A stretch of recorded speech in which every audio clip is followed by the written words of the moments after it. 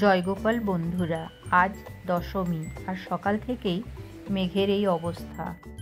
এখন বৃষ্টিটা বন্ধ হয়েছে, তাই আমরা 4 বান্ধবী মিলে মন্দিরে এলাম। মন্দিরে দশমীর পুষ্পাঞ্জলি চলছে। এই বছর আমাদের মন্দিরে ওঠা বারণ, তাই আমি মন্দিরের নিচেই ছিলাম। আমার বান্ধবীদের দিয়ে মায়ের পায়ে সিঁদুরটা ঠেকা করালাম। মায়ের বিজয়ার পুজো হয়ে গেল, এবার সিঁদুর খেলা স্টার্ট। সকলকে জানাই শুভ বিজয়া দশমীর আন্তরিক প্রীতি ও শুভেচ্ছা। ছোটদের জন্যে রইল অনেক অনেক ভালোবাসা আর বড়দের প্রণাম। পুরো বছর সকলের খুব ভালো কাটুক, মায়ের কাছে এই প্রার্থনা করি। মহালয়া থেকে পঞ্চমী পর্যন্ত ওই পুজো ভাবটাই বেশি আনন্দের। দেখতে দেখতে কটা দিন পেরিয়ে গেল। আজ মায়ের বিদায় বেলা, তাই মনটা খুব ভারাক্রান্ত। বিদায় বেলায় প্রত্যেকের মনই ভারাক্রান্ত হয়ে যায়, কিন্তু তাও আনন্দের সঙ্গে মাকে বিদায় জানাতে হয়। মায়ের বিদায় বেলায় আজ যেন প্রকৃতিও চোখের জল ফেলছে, তাই রাত থেকেই বৃষ্টি শুরু হয়ে গেছে।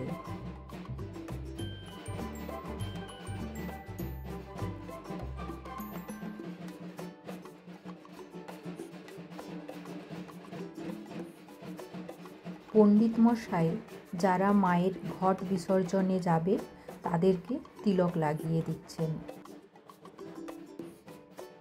বাচ্চা মেয়ে দুটো খুব খুশি হয়ে কি সুন্দর নাচ করছে দেখুন।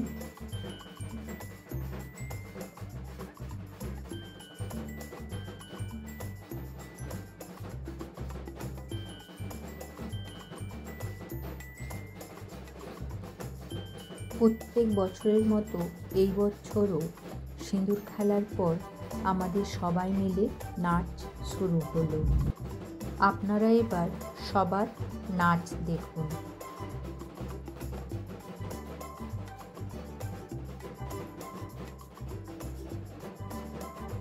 আমার এই ভিডিওটি যদি আপনাদের ভালো লেগে থাকে তাহলে ভিডিওটিতে একটি লাইক আর হ্যাপি মম চ্যানেলটা সাবস্ক্রাইব করে দেবেন।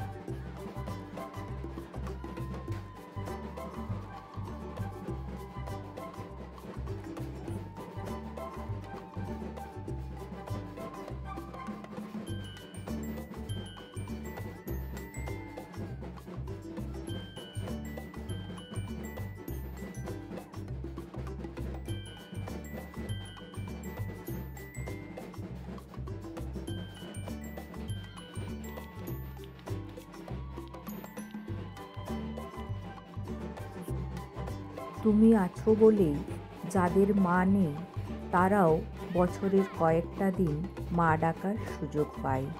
তুমি এভাবেই প্রতি বছর এসো মা। আমরাও মায়ের সঙ্গে সঙ্গে কিছু দূর মাকে বিদায় জানাতে এলাম। আবার এসো মা, তোমার অপেক্ষায় থাকলাম সারাটা বছর।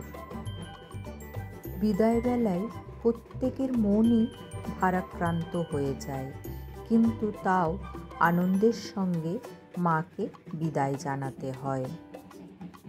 মাকে বিদায় জানিয়ে আমরা ওয়েলনেস ময়দানে ঢুকলাম।